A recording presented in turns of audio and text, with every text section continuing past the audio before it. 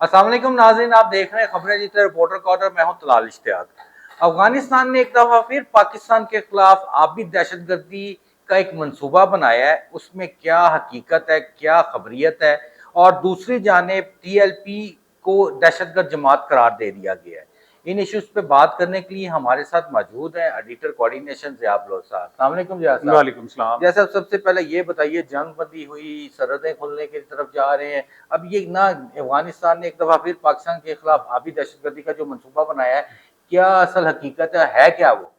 तलाल साहब, आजकल जंग का मोड जो है दुनिया भर में चेंज हो चुका है। जंगें लड़ी जा रही थी, अब भी लड़ी जा रही हैं। एक तो जो रिवायती जंग है वो खत्म हो गया। आपको पता है, उन्होंने कहा कि टैंक आपके सारे बेकार हो गए, जो इंडिया के थे वो भी बेकार, पाकिस्तान के भी बेकार। अब टैंकों का कोई काम ही नहीं रहा। अब ड्रोन आ गए हैं, अब मिसाइल आ गए हैं, अब डायरेक्ट जो है नहीं होता। डिजिटल जंग हो गई है। उससे भी आगे हम फिर चले गए। अब मुआशी जंग होती है, अब नफसियाती जंग होती है, अब जनाब फिफ्थ वार, जिसे फिफ्थ जनरेशन की वार, जेड जनरेशन की जंग होती है। मतलब मोड चेंज कर दिया। और सबसे बड़ी जो होती है वो एक दूसरे को मुआशी सतह पर नुकसान पहुंचाने की कोशिश की जाती है। अच्छा, पाकिस्तान को नुकसान पहुंचा रहा है इंडिया क्या, कि जब भी उसकी मर्जी आती है वो पाकिस्तान का पानी बंद कर देता है, या फिर जब उसके पास पानी ज्यादा होता है तो बगैर बताए एकदम छोड़ देता है।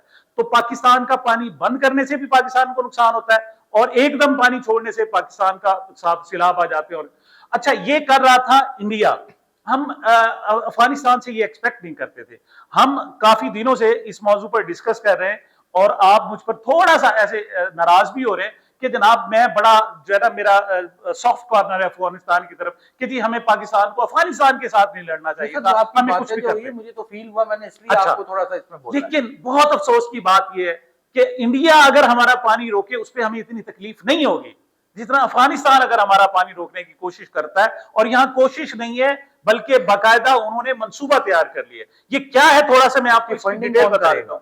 अच्छा, सिर्फ उन्हें फंडिंग का मसला है, लेकिन आपको पता है इंडिया भी फंडिंग के लिए तैयार हो जाएगा। साफ है, जब मुखालिफ को जनाब आपने नीचा दिखाना होता है तो फिर बहुत सारे तरीके इख्तियार किए जाते हैं। इवन अफगानिस्तान के पास अपना भी पूरा मुल्क है, एक छोटा डैम बनाना उनके लिए मसला नहीं है, ये बन सकता है। और वहां सूरत हाल ये है कि उन्होंने सारा मंसूबा बना लिया, डिजाइनिंग कर ली और उसकी एलोकेशन कर ली। अब सिर्फ पैसे आने हैं और कंपनी को आगे ठेका देना है, सिर्फ इतना है। अच्छा, निचली सतह पर कोई इन्वॉल्व होता फिर भी ये था।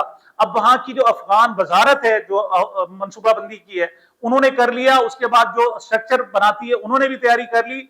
इवन मुल्ला हैबतुल्लाह जो वहां के सुप्रीम लीडर है, सबसे बड़े वो रहनुमा कहलाते हैं, उन्होंने भी गुज़श्ता रोज कहा कि इस मंसूबे को तेज किया जाए। अच्छा, पाकिस्तान को ऐसा नहीं है कि हमें नजर नहीं आ रहा होता, पाकिस्तान को पहले नजर आ रहा था हमें, और इसकी तैयारियां भी थी और इसका तोड़ भी किया हुआ है। लेकिन कल जो है इसका बाकायदा इजहार हुआ है और पब्लिकली ये पहली मर्तबा सामने आया है कि हमें पानी के वाटर थ्रेड्स इंडिया की तरफ से तो तेज होते, अब अफगानिस्तान की तरफ से भी हैं। तो इस पर पहला कि पाकिस्तान के अवाम का जो रद्द अमल है वो बड़ा अजीब सा है। वो कहते हैं ये एहसान फरामोश किस्म के लोग हैं, हमने इनके साथ मोहब्बत की, अपना पेट काट कर इनको गुज़श्ता 40 साल से खिला रहे हैं, इनको भाइयों की तरह हमने रखा है। यहाँ की जो वहां के जो लोग आए थे वो यहाँ पर बिलियनर्स बन गए, मतलब उन्होंने जायदादें खरीदी, हमने जरा सा भी फर्क नहीं रखा। और में सेंटर भरे पड़े हुए सर इनसे। अच्छा, और आपको पता है अब पाकिस्तान और अफगानिस्तान के साथ कंफ्लिक्ट हुआ, बहुत सारे अफगान मुहाजिरीन इंडिया में भी गए हैं।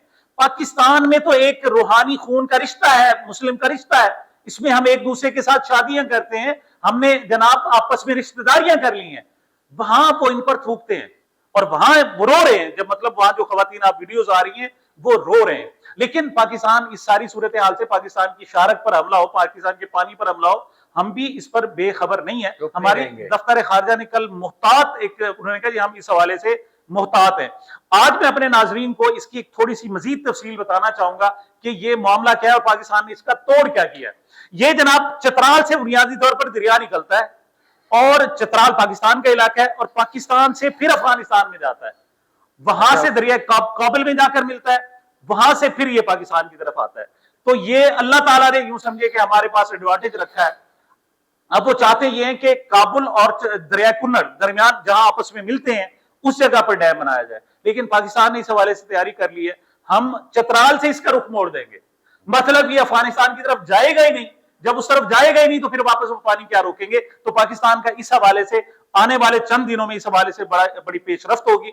और आखिरी बात याद रखिएगा, اگر وہ اس قسم کا کوئی ڈیم بناتے جو پاکستان کے بچوں کے اور پاکستان کے لوگوں کو بھوک سے مارنے کا منصوبہ ہوگا تو اس کے لیے ایک میزائل ہی پھر کافی ہے، وہ بنا بنایا بھی تباہ کیا جا سکتا ہے۔ بڑی اچھی انفارمیشن دی جو ہمارے ناظرین کو بھی سمجھ آئے گی ہوگی کیا افغانستان کرنے جا رہا ہے اور پاکستان نے کیا حکمت عملی اپنائی ہے۔ دوسری جانب یہ بتائیے گا ٹی ایل پی جو جماعت تھی ایک، اس سے دہشت گرد ڈکلیئر کر دیا۔ اچھا میں تھوڑا سا ایڈ کرنا چاہوں گا جی ضرور کہ دیکھیں ایک طرف وہ ہمارا پانی روک رہے ہیں اور پاکستان کا کام دیکھیں کہ ہم اپنی کوریڈور کو اضافہ کر رہے ہیں۔ کل منسٹرز کانفرنس تھی، ٹرانسپورٹ جو minister G conference transport minister conference, اس میں وزیر اعظم صاحب بھی موجود تھے۔ جی بالکل اچھا ہمارا ایک سی پیک تو ہوتا ہے چائنا پاکستان اکانومک کوریڈور چل رہا ہے، وہ ایک بڑا لمبا منصوبہ ہے یہ جناب، یعنی پوری دنیا کو تقریباً دنیا کے 3-4 بر اعظموں کو آپس میں ملانے کا، زمینی راستے سے ملانے کا ایک طریقہ ہے۔ اور چائنا کی انیشیٹو ہے، چائنا جو ہے وہ چونکہ تجارت کرنا چاہتا ہے، پورے دنیا کے ساتھ تجارت کرنا چاہتا ہے، وہ اپنے راستے بنا رہا ہے۔ لیکن پاکستان بھی اپنے جو کوریڈور یعنی راہداری منصوبے ہیں اس کو بڑھا رہا ہے۔ پاکستان 3 ممالک کو تو انوالو کر چکا ہے، اس میں کون ہے؟ ایران ہے اور ترکیہ ہے اور پھر پاکستان ہے۔ تو یہ ایک ٹرین منصوبہ ہے جس میں جناب ہم تہران، استنبول اور اسلام آباد کے درمیان چلے گی۔ لیکن افغانستان کی تمام تر اس احسان فراموشی کے باوجود کل وزیر اعظم صاحب نے کہا ہے کہ ہم اس منصوبے میں افغانستان کو بھی ساتھ رکھنا چاہتے ہیں۔ تو یہ کابل، اسلام آباد، تہران اور استنبول جو ہے وہ کوریڈور ہوگا کہ وہ تو ہمارا پانی بند کر رہے ہیں، ہم پر جناب روزانہ جنگیں مسلط کرنے، ہمارے فوجیوں کو مارنے، ہماری سرحدوں کو پھلانگنے کی بات کرتے ہیں۔ لیکن پاکستان کا ظرف وسیع ہے، ہمارا دل وسیع ہے، اس کے باوجود ہماری خواہش ہے کہ ہم ایران اور ترکیہ کے ساتھ جب اپنا منصوبہ شروع کریں تو اس کے ساتھ افغانستان بھی شامل ہو۔ جیسے یہ سر بتائیے گا اینڈ میں کہ جس طرح آپ نے کہا وہ ٹرین کے منصوبے میں جو جس طرح پرائم منسٹر نے کہا وہ تو اس سے تجارت پاکستان کی معیشت پہ اور تجارت پہ فرق پڑے گا؟ بہت فرق پڑے گا جی۔ دیکھیں آنے والا یہ گلوبل ولیج بن چکی ہے اور اب آپس میں ایک دوسرے کے ساتھ جتنا زیادہ انٹریکشن ہوگا اتنا زیادہ۔ اچھا ایک بھی اس حوالے سے آپ نے زبردست سوال کیا، تصور یہ تھا کہ اب جناب زمینی راستوں کے استعمال کرنے کی کیا ضرورت ہے؟ آپ کو یاد ہے پہلے حج کے لیے جاتے تھے نا، ہمارے پاس ہم کراچی کی بندرگاہ استعمال کرتے تھے، یہاں سے بحری جہاز جاتے تھے۔ اچھا وہ 10 سے 12 دن کا سفر ہوتا تھا، اب کیا ہے آدھے گھنٹے میں ہم جناب جدہ پہنچ جاتے ہیں۔ سر آدھے گھنٹے میں 4-5 گھنٹے 40-45 نہیں سر 40-45 منٹ میں، اب مطلب پونے گھنٹے نہیں، کراچی سے 45 منٹ میں۔ مطلب وہاں کے جو کراچی کے تاجر ہیں وہ جمعہ کی نماز انہوں نے پڑھنی ہوتی ہے جناب مسجد الحرام میں، وہ 11 بجے جاتے ہیں اور 3:30 بجے واپس آ جاتے ہیں ہر جمعے۔ ان کا معمول ہے، بالکل ان کا معمول ہے۔ مطلب اب تو وہ تصور ہی نہیں ہے نا، اب وہاں جمعہ کی نماز پڑھتے ہیں پھر واپس آ جاتے، پونے گھنٹے 45 منٹ کا وہاں سے فاصلہ ہے۔ اور یہاں سے کراچی سے بھی مطلب 1 گھنٹے کا ٹوٹل بھی ملائیں تو 1.5 گھنٹے کا جناب ٹوٹل فاصلہ، اس سے زیادہ نہیں، مطلب اتنا زیادہ دور نہیں ہے۔ اب تو بلٹ ٹرین ایسی آ گئی ہیں کہ جو ہوائی جہاز کے سے بھی زیادہ ان کی رفتار ہے۔ خیر اب بات کیا ہے، کہا یہ جا رہا تھا کہ ہمارے جو ہوائی جہاز ہوں گے اس کے ذریعے ٹرانسپورٹیشن ہوگی گڈز کی، لیکن گڈز کی ٹرانسپورٹیشن ایئر روٹ کے ذریعے بہت زیادہ مہنگی ہے، بہت زیادہ، مطلب اتنی اس چیز کی کاسٹ نہیں ہوتی جس کی اس کی ٹرانسپورٹیشن پر ہو جاتی ہے۔ آج بھی سستا ترین ذریعہ جو ہے وہ زمینی راستے ہیں۔ یہی وجہ ہے کہ اب ہم روڈز کے ذریعے کے بجائے جو ٹرین ہے، ریل ہے، اس کو اختیار کر رہے ہیں، اور یہ پاکستان کی ترقی کے لیے اور کیا پوری دنیا کی اس خطے کی ترقی کے لیے ایک اہم منصوبہ ہوگا۔ اچھا سر ٹی ایل پی کے بارے میں بتائیے گا کہ دہشت گرد ڈکلیئر کر دیا گیا ہے، اس کا نوٹیفکیشن بھی نکال دیا گیا ہے، سپریم کورٹ میں یہ ریفرنس نہیں گیا، آپ بتائیے گا کیا ہے اس میں؟ دیکھیں مجھے ٹی ایل پی کے ساتھ بہت زیادہ ہمدردی ہے، ان کے لوگ مرید کے میں مارے گئے، لیکن آپ حقائق سے آنکھیں نہیں چرا سکتے۔ یہ سب کو پتا ہے کہ اس کے پیچھے جو ڈورے ہیں وہ اسٹیبلشمنٹ کی ہیں۔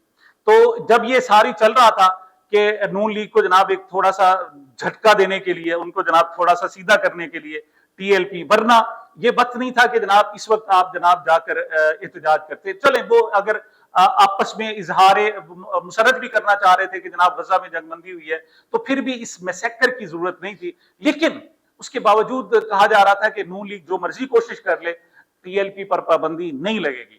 اچھا اس سے پہلے یہ پی ٹی آئی بھی ایک مرتبہ کوشش کر چکی ہے، آپ کو اس کے دور میں بھی کرنے کی کوشش کی لیکن پابندی نہیں لگی۔ پابندی وہ ہوتی ہے جو تھرو سپریم کورٹ لگے، اس میں وہ بطور سیاسی جماعت جو ہے وہ ریکگنائز بھی نہیں کر سکتی، پھر الیکشن بھی نہیں لڑ سکتی, اس کے ایم پی اے بھی نہیں لڑ سکتے. تو یہ ہومیوپیتھک سا جناب ایک فارمولا نکالا ہے انہوں نے, کہا سپریم کورٹ میں جانے کی ضرورت نہیں ہے.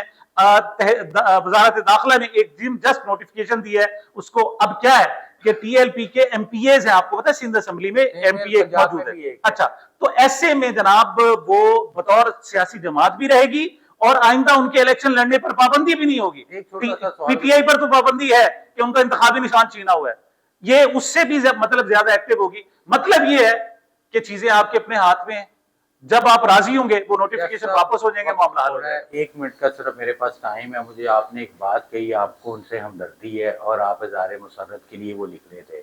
مجھے صرف ایک بات کا آپ نے تھوڑی سی مختصر سا جواب دینا ہے, کون سی ایسی احتجاج اور کون سے ایسا اظہار مسرت ہے جس میں آپ پولیس والوں کی ٹانگیں توڑ رہے ہوں, جس میں آپ لوگوں کو بٹے مار رہے ہوں, سرکاری املاک کو نقصان پہنچا رہے ہوں, آپ گاڑیاں چھین رہے ہوں پولیس کی, آپ ایل ڈبلیو ایم سی کی گاڑیاں چھین رہے ہو, اس میں ڈنڈے لا رہے ہیں, آپ پاکستان میں رہتے ہیں, افغانستان میں, آپ کو کس چیز کی ہمدردی ہے؟ دیکھیں طلال صاحب, آپ ساری زندگی آپ نے کرائم رپورٹنگ کی ہے, آپ اچھی طرح جانتے ہیں. دیکھیں کرائم ساری رپورٹنگ ہمیشہ یہ وائلیشن تب ہوتی ہے جب پولیس آ کر ان کا راستہ روکتی ہے, ان کو کہاں نکلنے نہیں دیا گیا. دیکھیں یہ پاکستان کے ساتھ, خاص طور پر پنجاب کے ساتھ ظلم ہو رہا ہے. یہاں تو ماشاء اللہ کسی کیفیت ہے, ڈکٹیٹرشپ کی بھی بات ختم کریں, یہاں تو کوئی بھی اجتماع نہیں کرنے دیا جائے. اسلام آباد میں کل جناب اسٹوڈنٹس نکلے ہیں اور ان کو اتنا برا مارا, میڈیکل کے اسٹوڈنٹس نکلے اتنے برے طریقے سے مارا ہے, بہت برے. تو کیا وہ گاڑیاں توڑ رہے تھے, وہ دہشت گرد ہیں؟ جب بات یہ ہے کہ جب آپ احتجاج کی اجازت ہی نہیں دیں گے, اور پاکستان کی ہسٹری میں اب تک بھی ظلم ہوتا رہا ہے لیکن اس طرح ڈائریکٹ اسٹریٹ فائر کسی نے نہیں کی ہے.